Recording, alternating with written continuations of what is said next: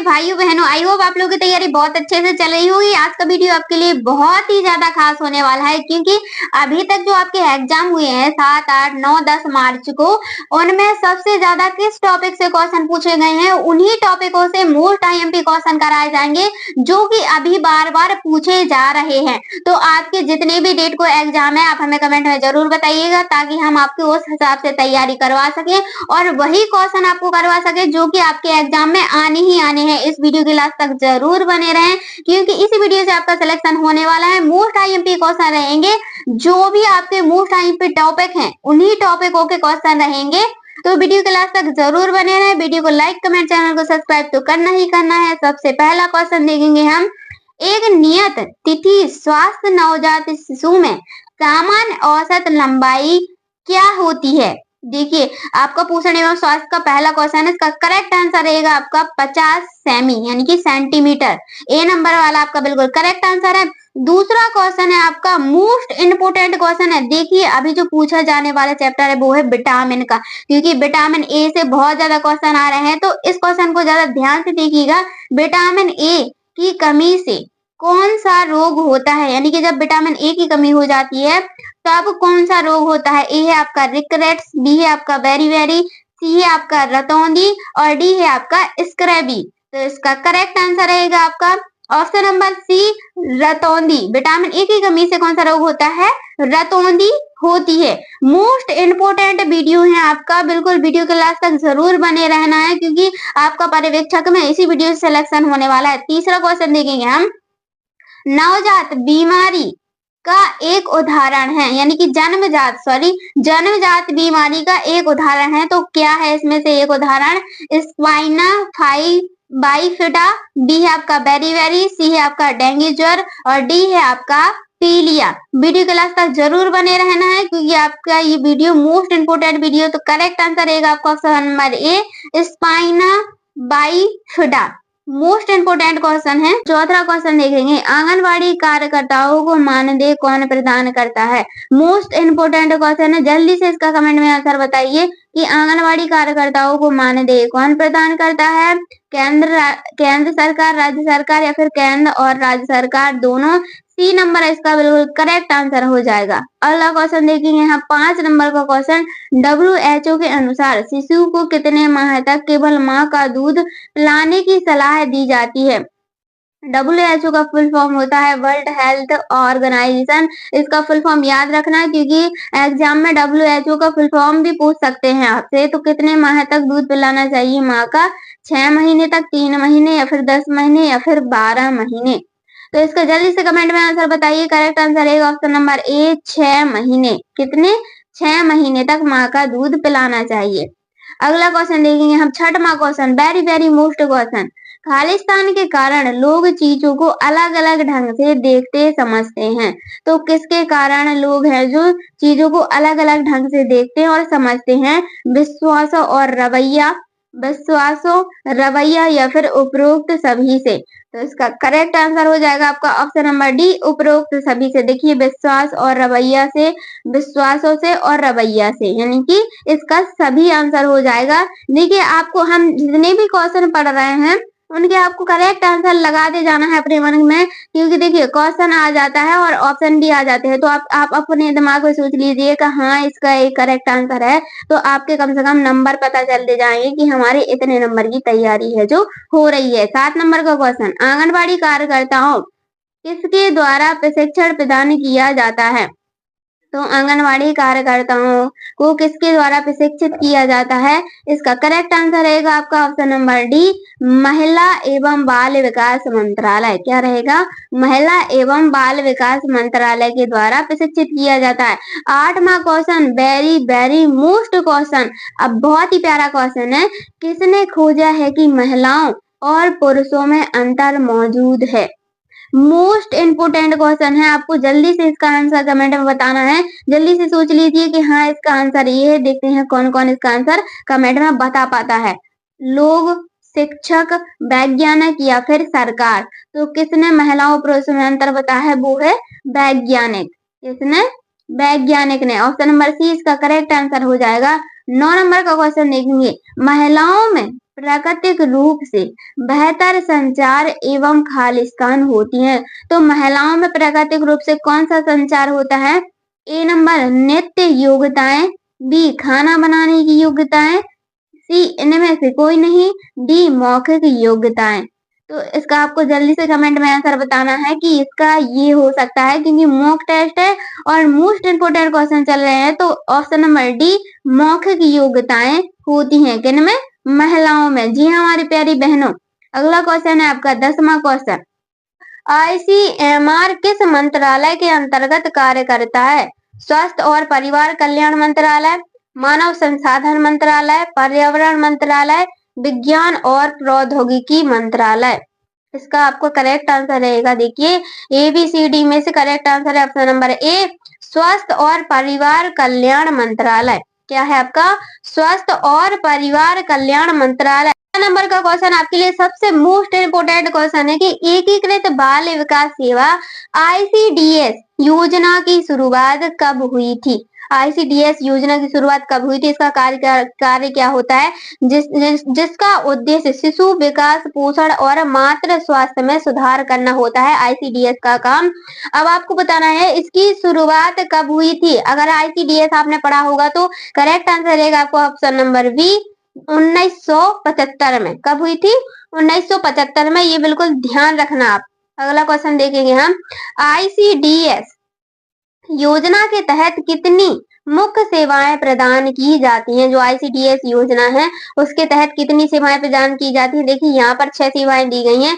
पूरक पोषण, टीकाकरण, स्वास्थ्य जांच, उपचार और रेफरल सेवाएं, गैर औपचारिक शिक्षा, स्वास्थ्य और पोषण शिक्षा। देखिए डिटेल्स के साथ बता रहे हैं आपको। तो आपने 6 पढ़ लिए तो करेक्ट आंसर रहेगा आपका इसका क्या? 6। जी हमारे प्यारे बहनों, जो आपकी ICDS योजना है इसमें मुख्य सेवाएं कितनी है? 6।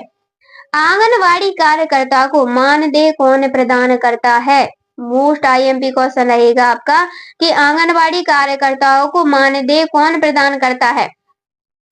पंचायत समिति, केंद्र सरकार, राज्य सरकार, केंद्र और राज्य सरकार दोनों। भाई जल्दी से इसका कमेंट में आंसर बताओ हमारी प्यारी बहनों, क्योंकि आपको इसका आंसर जरूर पता होगा कि कार्यकर्ताओं को मानदेय कौन प्रदान करता है। करेक्ट आंसर रहेगा आपको ऑप्शन नंबर डी केंद्र और राज्य सरकार दोनों। दोनों यानी केंद्र और राज्य सरकार। राष्ट्रीय मातृत्व लाभ योजना NMBS का उद्देश्य क्या है? मोस्ट IMP क्वेश्चन रहेगा आपके लिए कि राष्ट्रीय मातृत्व लाभ योजना NMBS का उद्देश्य बताना है। बच्चों के टीकाकरण को बढ़ावा देना, गर्भवती महिलाओं को वित्तीय सहायता देना, आंगनवाड़ी केंद्रों का विकास करना या फिर सरकार अस्पतालों की सेवाएं सुधारना। जो सरकारी करेक्ट आंसर है आपका ऑप्शन नंबर बी गर्भवती महिलाओं को वित्तीय सहायता देना। जी हाँ हमारे प्यारे भाइयों बहनों, अगला क्वेश्चन देखेंगे हम। ICDS किस मंत्रालय के अंतर्गत कार्य करता है? जो आपका ICDS है वो किस मंत्रालय के अंतर्गत कार्य करता है वो आपको बताना है। ए नंबर है आपका महिला एवं बाल विकास मंत्रालय, बी है आपका स्वास्थ्य और परिवार कल्याण मंत्रालय, सी शिक्षा मंत्रालय, डी है आपका ग्रामीण मंत्रालय। क्वेश्चन को बिल्कुल ध्यान से देखिएगा, वेरी वेरी मोस्ट क्वेश्चन रहेगा आपके लिए। इसका आपको करेक्ट आंसर बताना है ऑप्शन नंबर ए महिला एवं बाल विकास मंत्रालय। वीडियो को लाइक कमेंट जरूर करते जाइएगा कि आपको सही आपके कितने सही आंसर हो रहे हैं। आपको ये जरूर बताना है कमेंट में कि हमारे इतने नंबर की तैयारी है जो हो रही है। ICDS योजना के अंतर्गत पूरक पोषण कार्यक्रम का SNP उद्देश्य है। तो SNP का फुल फॉर्म होता है सप्लीमेंट्री न्यूट्रिशन प्रोग्राम। जी हमारे प्यारे भाई बहनों, इसका आपको करेक्ट आंसर बताना है। बच्चों को स्कूल भेजना, गर्भवती महिलाओं को प्रशिक्षित देना। तो करेक्ट आंसर रहेगा ऑप्शन नंबर सी कुपोषण को रोकना। जी हमारे प्यारे भाइयों बहनों, कुपोषण को रोकना। अगला क्वेश्चन देखिए हम। महिला एवं बाल विकास मंत्रालय ने किस वर्ष ICDS CAS नामक डिजिटल एप्लीकेशन शुरू की थी? CAS का फुल फॉर्म होता है कॉमन एप्लीकेशन सॉफ्टवेयर। बिल्कुल ध्यान में रखना है, जो भी हम फुल फॉर्म आपको बताए जा रहे हैं वो आपको फुल फॉर्म बिल्कुल याद से रखना है कि इसका फुल फॉर्म ये होता है, क्योंकि फुल फॉर्म आएंगे ही आएंगे आपके एग्जाम में। इसका करेक्ट आंसर है आपका ऑप्शन नंबर ए तो 2017 में। जी हमारे प्यारे भाइयों बहनों, 2017 में। अगला क्वेश्चन देखिए हम, बाल विकास रोग अधिनियम 2006 के तहत लड़कियों की विवाह की न्यूनतम आयु क्या है? हमारी प्यारी बहनें इसको जानती हैं और इसका आंसर जरूर कमेंट में बताएंगी कि 2006 के तहत लड़कियों की विवाह की न्यूनतम आयु कितनी होती है? 16 वर्ष, 20 वर्ष, 18 वर्ष या फिर 17 वर्ष? जरूर कमेंट में इसका आंसर बताना है। करेक्ट आंसर रहेगा आपका 18 वर्ष। देखिए अगर एक दो आंसर आपके यहाँ वहां हो भी जाते हैं तो आप हमें जरूर कमेंट में बताइए कि मैम इसका जो आंसर है वो थोड़ी सा मिस्टेक है, तो हम आपको उसका करेक्ट आंसर बता देंगे। कौन सा कार्यक्रम राष्ट्रीय ग्रामीण स्वास्थ्य अभियान के दायरे में आता है? कौन सा कार्यक्रम है जो राष्ट्रीय ग्रामीण स्वास्थ्य अभियान के दायरे में आता है, ये बताना है आपको। तो विटामिन सी न्यूनतम विकार नियंत्रण कार्यक्रम, आयोडीन न्यूनतम विकार नियंत्रण कार्यक्रम, कैल्शियम न्यूनतम विकार कार्यक्रम। इसका करेक्ट आंसर है ऑप्शन नंबर बी, आयोडीन न्यूनतम विकास नियंत्रण कार्यक्रम। बिल्कुल ध्यान में रखना है इस क्वेश्चन को, बहुत ही प्यारा क्वेश्चन है आपका 20 नंबर का क्वेश्चन, क्यूट सा क्वेश्चन है। बालक की सीखने की क्षमता किस प्रकार निर्भर करती है? यानी कि जब बालक सीखता है तो उसकी क्षमता किस प्रकार निर्भर करती है, ये बताना है आपको। आनुवांशिकता और पर्यावरण दोनों पर, केवल आनुवांशिकता पर, केवल पर्यावरण पर, और फिर इनमें से कोई नहीं? देखिए इनमें से एक तो है, आपको जरूर बताना है आनुवांशिकता और पर्यावरण दोनों पर। जी हमारे प्यारे भाइयों बहनों, मोस्ट आईएमपी क्वेश्चन रहेगा आपका 21 नंबर का क्वेश्चन। कौन सा कारण गर्भस्थ शिशु के जन्म के समय कम भार को प्रभावित करता? भार लिखा है वहां पर, भार है, भार को प्रभावित करता है। माता की अनुचित या अपर्याप्त प्रसव पूर्व देखभाल, माता की आयु, उपरोक्त दोनों या फिर उपरोक्त में से कोई नहीं? तो करेक्ट आंसर आपका ऑप्शन नंबर सी, उपरोक्त दोनों। माता की अनुचित या अपर्याप्त प्रसव देखभाल और माता की आयु, उपरोक्त दोनों, यानी कि सी नंबर वाला आपका बिल्कुल करेक्ट आंसर हो जाएगा। अगला क्वेश्चन है आपका मोस्ट इंपोर्टेंट क्वेश्चन है कि अपेक्षित आयु वर्ग में से कम लंबाई वाले बच्चों को कहा जाता है। कम लंबाई वाले बच्चों को क्या कहा जाता है, ये आपको बताना है। सामान्य से कम भार, सामान्य से अधिक भार, वृद्धि रुद्धि या फिर इनमें से कोई नहीं? करेक्ट आंसर बताना है आपको जल्दी से कमेंट में कि इसका आंसर क्या रहेगा। फटा 23 नंबर का क्वेश्चन है, most IMP, very very most question. यदि व्यक्ति बेहोश है और सांस नहीं ले रहा है तब सबसे पहले क्या करना चाहिए? कुछ तो वही छोड़ के भाग जाएंगे, नहीं ऐसा नहीं करना है। ए नंबर देखेंगे, अकेला छोड़ देना चाहिए। बी है आपका प्राथमिक सर्वेक्षण, डी है आपका एईडी और डी है आपका सीपीआर, सी है आपका ईडीई और डी है आपका सीपीआर। तो क्या करना चाहिए? यदि व्यक्ति बेहोश या फिर सांस नहीं ले रहा है तो क्या देना चाहिए? सीपीआर देना चाहिए। मोस्ट आईएमपी क्वेश्चन है आपका। दोषपूर्ण भाषा किससे संबंधित है? दोषपूर्ण भाषा, अपने मुख से गलत गलत शब्द बोल देना दोषपूर्ण भाषा कहलाती है। तो किससे संबंधित है? उच्चारण में दोष, बी वाक्य संरचना में दोष, शब्द के अर्थ में दोष, उपरोक्त सभी। तो करेक्ट आंसर हो जाएगा आपका ऑप्शन नंबर डी, उपरोक्त सभी। देखिए उच्चारण में भी दोष दोषपूर्ण है, वाक्य संरचना में भी दोष दोषपूर्ण है और शब्द के अर्थ में भी दोष दोषपूर्ण है। तो इसी टाइप के क्वेश्चन आएंगे, बिल्कुल दिमाग से इसका करेक्ट आंसर लगाना है आपको। 25 नंबर का क्वेश्चन है आपका, किसी संक्रमक के बचाव के लिए पीपीई किट का प्रयोग करना चाहिए। किसी संक्रमक के बचाव के लिए पीपीई किट का प्रयोग कब करना चाहिए? ए है आपका रक्त के समय, शरीर द्रव, खुला घाव या फिर उपरोक्त सभी? तो संक्रमण के बचाव के लिए पीपीई किट का प्रयोग उपरोक्त सभी के लिए करना चाहिए, रक्त, शरीर द्रव और खुला घाव के लिए भी करना चाहिए। अगला क्वेश्चन देखेंगे हम, प्राथमिक चिकित्सा किट के उपकरण होने चाहिए। प्राथमिक चिकित्सा किट के उपकरण कैसे कैसे होने चाहिए?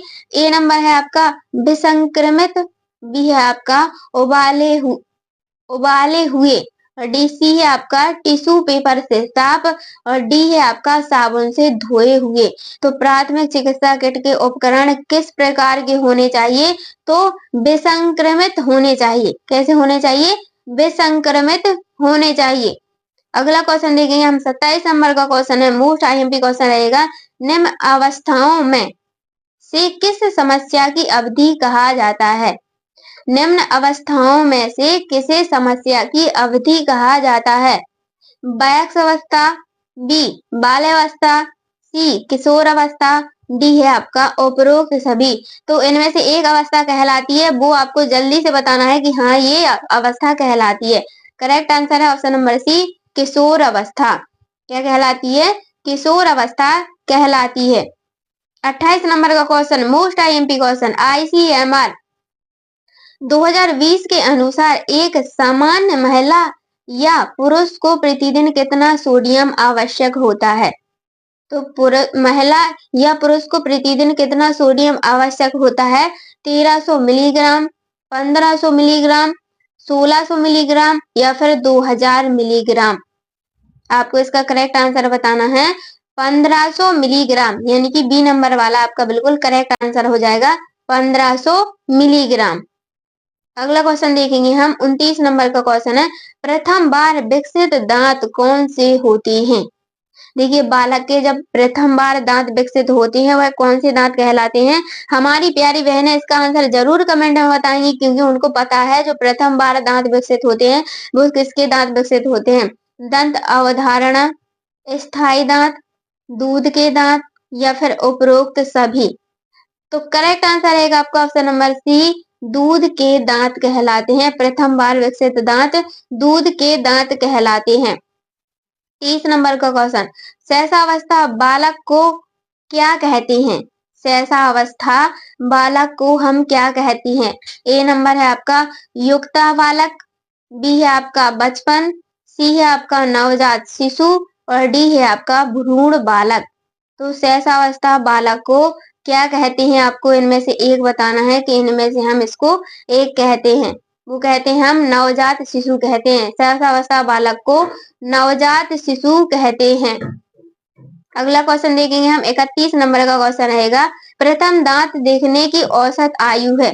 वीडियो को लाइक कमेंट जरूर करिएगा, कमेंट में जरूर आंसर को बताइएगा। कितने नंबर की आपकी तैयारी हो रही है ये तो आपको बताना ही बताना है कि हाँ हमारे इतने नंबर बिल्कुल सही सही जा रहे हैं। प्रथम बार दांत देखने की औसत आयु क्या है? 4 महीने, 18 महीने, 7 महीने, 3 महीने। करेक्ट आंसर रहेगा आपका ऑप्शन नंबर सी 7 महीने। जो प्रथम बार दांत दिखने की औसत आयु है वो है आपकी 7 महीने। जी हाँ हमारी प्यारी बहनों, चैनल को सब्सक्राइब तो करना ही करना है। 32 नंबर का क्वेश्चन देखेंगे हम, मोस्ट आईएमपी क्वेश्चन रहेगा, कौन सा हार्मोन किडनी से पेशाब की मात्रा को नियंत्रित करता है? किडनी से पेशाब की मात्रा को नियंत्रित करता है। देखिए F S H A D H A C T H T S H. तो आपको ए डी एच का फुल फॉर्म बता दें, anti diuretic hormone. Correct answer है आपका option number B A D H. जी हमारे प्यारे भाइयों बहनों ए डी एच। नवजात शिशुओं की दशा किससे प्रभावित होती है? जो नवजात शिशु होते हैं उनकी दशा किससे प्रभावित होती है ये बताना है आपको। प्रसव पूर्व वातावरण से, जन्म की प्रक्रिया से, उपरोक्त दोनों से या फिर इनमें से कोई नहीं। देखिए नवजात शिशु की दशा किससे प्रभावित होती है? वो है आपका उपरोक्त दोनों से, सी नंबर वाला, प्रसव पूर्व वातावरण से और जन्म की प्रक्रिया से भी नवजात शिशुओं की दशा प्रभावित होती है, यानी कि सी नंबर वाला आपको बिल्कुल करेक्ट आंसर हो जाएगा। खराब स्तनपान के कारणों में शामिल है। खराब स्तनपान के कारणों में क्या क्या शामिल है? कुशल समर्थन का अभाव, दूध पिलाने की बोतलों का उपयोग, उल्टे निप्पल्स या फिर उपरोक्त सभी। इसका करेक्ट आंसर हो जाएगा आपका ऑप्शन नंबर डी उपरोक्त सभी। देखिए कुशल समर्थन का अभाव, दूध पिलाने की बोतलों का उपयोग या फिर उल्टे निप्पल्स। ऑप्शन नंबर डी आपका बिल्कुल करेक्ट आंसर हो जाएगा। ऐसे ही क्वेश्चन आएंगे, बिल्कुल धड़ाधड़ क्वेश्चनों को आंसर लगा के आना है आपको। लेबर रूम का सामान्य तापमान कितना होता है? जो लेबर रूम होता है उसका 35 नंबर के क्वेश्चन का आंसर जरूर कमेंट में बताना है। वीडियो अच्छी लगी तो वीडियो को लाइक, कमेंट, चैनल को सब्सक्राइब तो करना ही करना है। वीडियो को ज़्यादा से ज़्यादा शेयर करें ताकि आपके दोस्त, फ्रेंड, भाई बहन सभी इस वीडियो को देख सकें और महिला पर्यवेक्षक में सिलेक्शन कर सकें। धन्यवाद। राधे राधे।